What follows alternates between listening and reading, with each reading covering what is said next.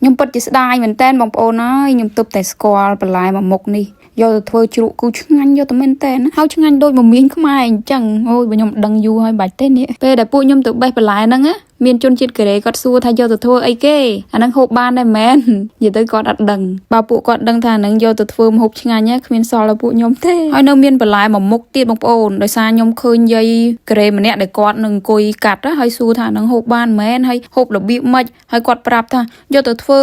ស៊ុបក៏បានយកទៅសោសក៏បានអូទាំងដែលបន្លែហ្នឹងគឺខ្ញុំឃើញដុះច្រើនណាស់ហើយខ្ញុំគិតថាហ្នឹងគេហូបអត់កើតទេយ៉ាងដល់ពេលយាយគាត់ប្រាប់អញ្ចឹងមានអីខ្ញុំកាត់យកមកសាកយកមកធ្វើស៊ុបឆ្ងាញ់ណាស់បងប្អូនអើយហើយគាត់បាននិយាយប្រាប់ទៀតថាញ៉ាំអាហ្នឹងទៅល្អសុខភាពល្អហើយត្រជាក់ខ្លួនទៀតហើយមិនត្រជាក់ខ្លួនបងប្អូនអើយពេលដែលញ៉ាំទៅវាប្រហើរដូចយើងញ៉ាំប្រេងកាឡាអញ្ចឹងរូបរាងគេបែបនេះបងប្អូនបើសិនឃើញនឹងព្រៃអីហ្នឹងកាត់យកមកញ៉ាំទៅអត់អីទេអត់ពុលទេតែតែខ្ញុំបានញ៉ាំហើយត្រជាក់សាច់និយាយទៅប្រហើរឆ្ងាញ់ហ្មងបងប្អូនហើយបន្លែនេះវិញចាំឃ្លីបវីដេអូក្រោយខ្ញុំនឹងធ្វើជាជ្រក់ឲ្យបងប្អូនមើលដែរចាំតាមដានទាំងអស់គ្នា